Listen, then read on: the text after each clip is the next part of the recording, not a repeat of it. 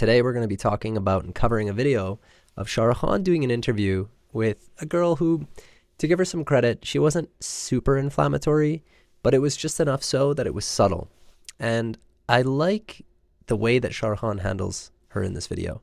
I like the way that he decouples certain ideologies, certain ways of phrasing, and he essentially puts on a masterclass of staying still, a masterclass of not conceding, and a masterclass of essentially navigating the press and how they try to box us into these definitions and these different groups and beliefs, let's say. So without further ado, let's just get into it. Bollywood, illusion and reality in India's dream factory. We'll be talking to Bollywood star Shah Rukh Khan. Bollywood, illusions in the... I'm kidding. Let's just get into it. Shah Rukh Khan, this is your second time coming to Berlin with a movie. This time the movie is called My Name is Khan, and it deals with the after effects of 9/11. Do you remember where you were 9/11 and when you heard about what happened? I was in New York, actually, with my director's mother, my wife, and my little son. Prior to watching this video, I actually didn't know Shah Rukh Khan was in... How would I have known? But the fact that he was in 9/11, the fact that he was in New York City during 9/11, that boggles my mind, because what a perspective, right? I think that probably lends to the fact that he made this movie, My Name is Khan, which was intended to humanize and give a little bit of humanity to the way that Muslims were portrayed after 9/11 in a city in Ground Zero in New York, right? Because without a doubt, you know, my heart goes out to the tragedy that happened there, wherever it came from. You know, it doesn't change the fact that people lost their lives, but the outcome of how it affected everyone's lives in New York City and what it did to the people's perceptions, that is something that, you know, I don't need to get down to the conspiracy of it. It is what it is. And we were to do an interview for the launch of a film called Ahsoka. And the rest of the crew was supposed to fly off to Toronto 4 hours before us. So I was woken up, and Karan's mother, Mrs. Hiru, she showed me the television, and I thought it's the plane that our crew is taking. That's why she's showing that there's been an accident. There was press on the floor. Okay, that would be scary. I can't lie. Like, to be woken up to seeing a video of what was on the news that day. I remember where I was on the day of 9/11. I remember that in my house, my dad had never told my family to shut it faster, you know? And we all had to sit there in silence and pay attention to what was on the news, because the world was never going to be the same after 9/11. Everything, geopolitics, war, you know the whole thing. So below my room, waiting to the interviews, and I'm like, what happened? And then you realized how it was, and I was stuck there for 3-4 days with my family. Then we kind of made our way out, went to Toronto, then flew back, because all the flights, everything was cancelled. Everything was grounded. And so we asked special permission and requested some people, and they kind of understood very kindly. They let the family go, because I guess the kids and mothers and everyone. So we got out. Okay, I'm just going to say this. That is another level of status and power. To be able to leave New York City with a name like Shah Rukh Khan during 9/11, you got to be a movie star to get out of New York for that. No Muslim and like just no brown person, let alone a human being, I don't think was leaving on a plane. But it's probably the fact that they had permits, and he's internationally known superstar, and he's Shah Rukh Khan. So that's something. Out of it, yeah, and I think I was deeply affected by it, like everyone else was. I mean, how did you react when it became clear that the attacks were carried out by Muslim extremists? You yourself are a Muslim. How did that affect you? See, actually, I've never really...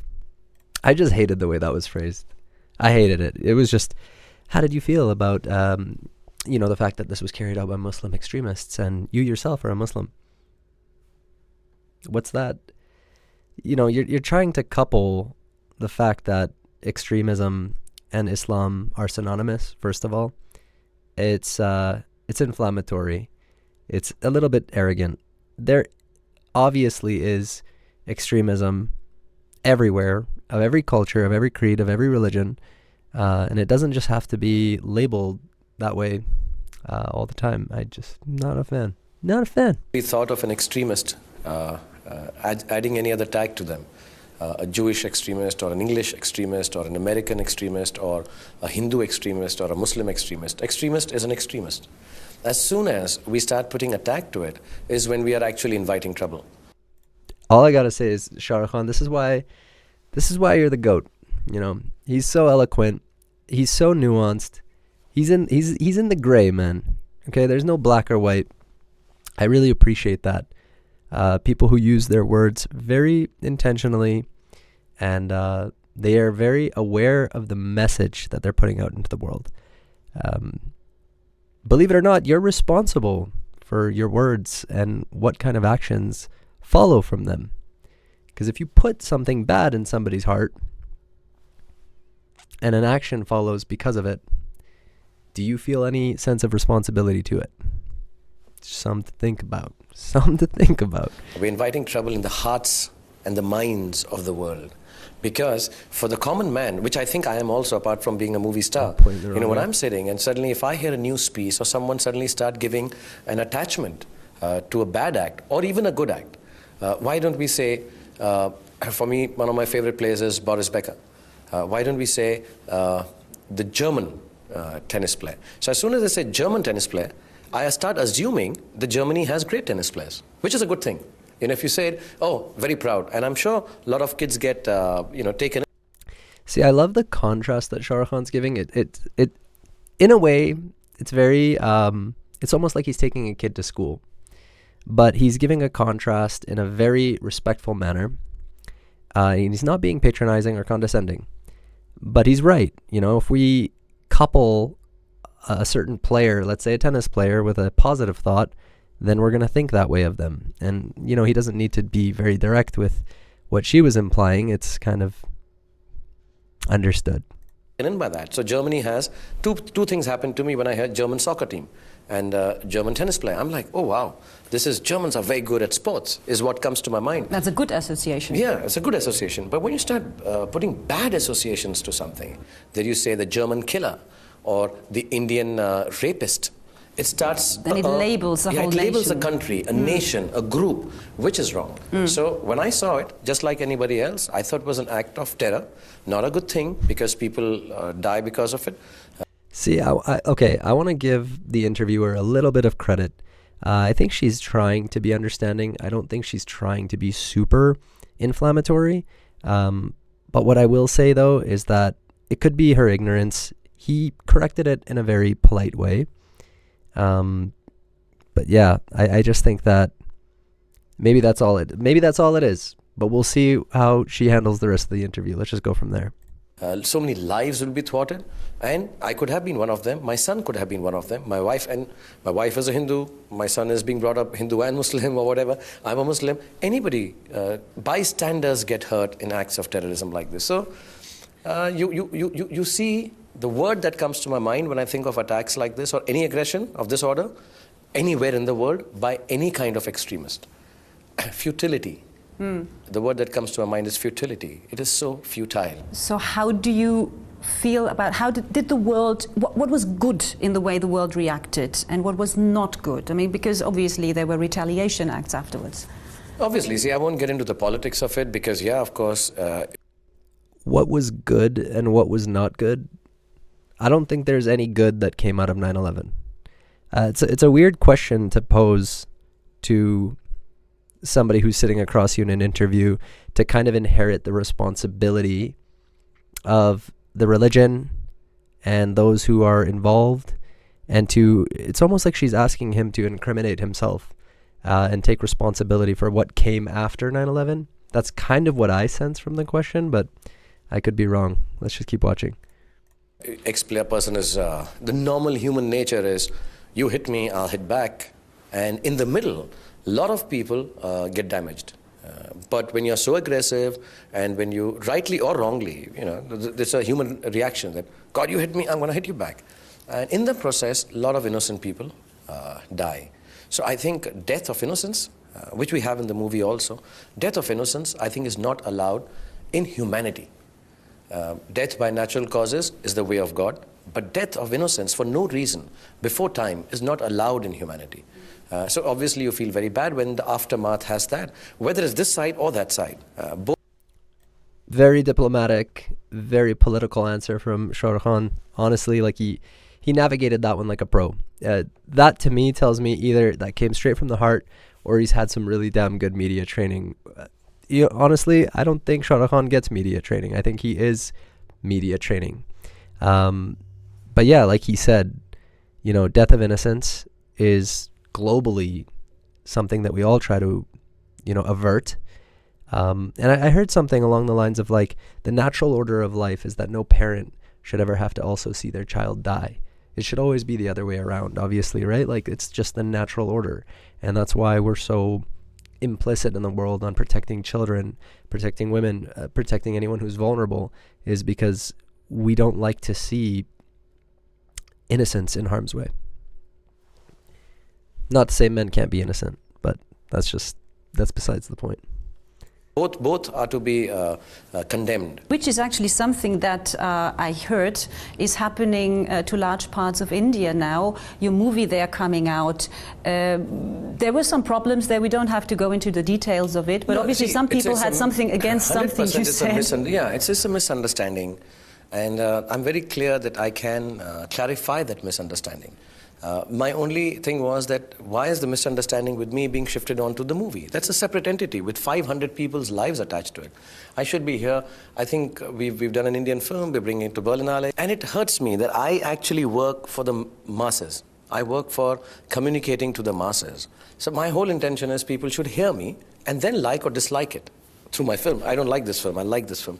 So it just has made me very sad about that. But I guess what I said before, I would like it to be resolved with peace and understanding. There's no aggressive stand. I'm very glad that people have understood it, people will understand it. But I will never let ego or false sense of self-respect come in the way of normal discussion. You don't like this? I said this. Oh, really? Oh, good. Oh. Okay, the rest of this interview, that whole entire question and answer is making me lean towards the fact that this girl is maybe not as at fault than the actual media agency that's like put her up to these questions is. And that's probably more so what happens in media is like, it's not really the interviewer's fault. It's kind of like the outlet's fault. So let's lean towards that. Obviously, if this was like someone like Piers Morgan and they own their own news network, then I would feel differently about that stance. But yeah. There's no issue. Futile. It's futile. Because the film, My Name is Khan, I mean, it tackles all these issues. It also goes on about we mustn't label people regardless what their creed is or nationality is. And it's a film that sort of, says, let's have peace, let's be tolerant with each other, and let's understand and forgive each other also. I think the one main message of the film is, if you and I have a problem on ideological or religious basis, before you pick on me or I pick on you, let me explain my religion to you. And you might, I think, 99% of the time say, oh, that's what that means. Oh, okay, I have no issue. Or, I understand yours. So it's our duty should communicate. Yes, it is the duty of every person, if your religion or region is being questioned, explain it. Don't be defensive and say, no, we are good. No, please explain it. So I think it's the duty of me as a Muslim, though I've not done the film for that. But as a person, yes, if you ask me something about Islam, as much as I know, I'd like to tell you how tolerant and beautiful that religion is. All that what you've just mentioned. Okay, so he said something really interesting there. I'd like to tell you about how tolerant and how beautiful the religion is. I personally would have to agree, and I'll add this caveat to what I think he means and what I mean by this. I think that there's extremists. I think that there's bad people. I think there's good people. And I think there's right and wrong all over the planet. I don't think there's any one country that you could name and I could be like, nope, there's not a single bad person in that entire country. Everyone's good. And I wouldn't say the same thing about religion. You know, like obviously there are those who call themselves Muslims and they're not really acting the way that the book says you should act. It shouldn't be forced on anyone. You shouldn't do extreme things. You have no right to take a life. You know, and then the same thing with the Bible. I've met some very beautiful, amazing Christian people. My very, very best friend and my closest friend is a Christian. He's very devout. He's brought me closer to my faith. I hope in some way I brought him closer to his faith. But the point is that he acts the way the book tells him to act, like truly down to the core. He's not a judgmental person. And that's what I love about his interpretation and representation of Christianity. And I think that's how all people of every faith should be. It shouldn't be my faith is better than yours and I'm more pious than you and I'm right and you're wrong. That's my point there. It's a very big point, but it's a heavy one. Mentioned is to a certain extent part of this movie. Now, this is still an Indian movie, a so-called Bollywood movie, and a lot of people here in the West will be surprised to see that kind of film. So the last question, it's part of the competition section here at the Berlin Film Festival. It's not running in competition, so you won't win a prize here. Okay, I got nervous. But some people will be surprised. What sort of reaction have you received already, or what do you expect? See, one is that again, you know, what we start doing is we start grouping things very quickly. You know, it's a Bollywood film, so it'll be a type. The fortunate part in Germany is that most of the people have seen Bollywood films. The unfortunate part is that there are another 895 films made, which are quite different from the commercial hits. See, when I'm in India, I get to see a Hollywood film. We see it of the similar genre, the big hits, the blockbusters. The small, maybe interesting, different, serious films we never get to see, unless you are a film person. I'm a film person, so it's my job to see it. But local people, normal people don't get to see it. So there's a lot of stories that are said from Bollywood.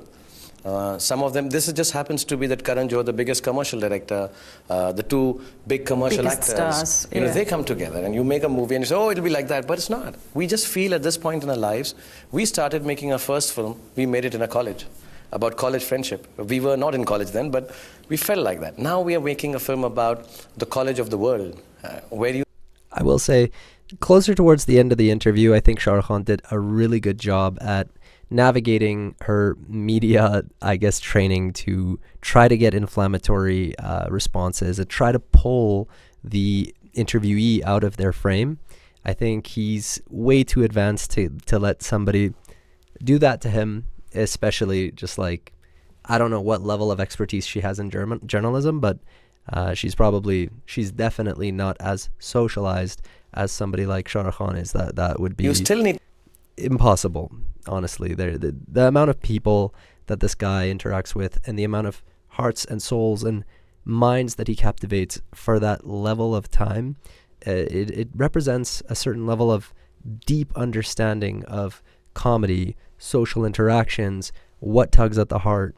And, you know, as much as it's manufactured, scripted, and written for them, it takes a really well-adjusted, well-read, articulate, very full of expression type of person to be able to do that on such a massive scale. So I do give a lot of credit to actors because I don't think it's an easy job. Obviously, it's not like a manual labor job, but it takes a certain skill set. You're bearing it all out on the line. So to be doing the same thing and say, listen, our college has become bigger. It's the global college now. And two kids still meet up. We are small in the scheme of things. And we just want to tell you what is there in this world that we need to learn from. But what we learned in the college, in the first film, was that love will conquer all. We still learn in this college, love will conquer all. So Bollywood is about love conquering all. Not the songs, not the dances, not just all that is there, but it's about love conquering all. India is about love conquering all. I say I agree to that. Thank you. And thank you so much for coming onto our show on DW TV. It was a pleasure talking to you. Good to see you after such a long time. Great interview towards the end. I really think that as much as she may have ignorantly tried to be inciting inflammatory comments, towards the end, Shah Rukh Khan's just humility, his gentleness, and his manners is what disarmed her. Obviously, he can't take accountability and responsibility for all the things that happened, especially these really, really difficult to navigate conversations and these topics that they were on. So kudos to both the interviewer and Shah Rukh Khan. I think it was just a really well done interview. Shah Rukh Khan did a great job at, again, decoupling some of these ways that we phrase things. I've held the belief since I was a kid that it doesn't mean that, you know, a Muslim person did something, the whole Muslim religion is bad. A white extremist or a Muslim extremist, like, I hate that coupling. I hate that coupling. So, exactly, we've been preconditioned to use these words followed by a label in this way. And I think we really need to strive as a society to do that less. Stop lending so much of our power to saying this extremist or such, rapist or whatever, these crazy, obviously things that people do. But bad is bad, good is good. And that's it for today's episode. Thank you guys for joining. Stay tuned for the next one. We'll be dropping videos every week. Thanks, guys.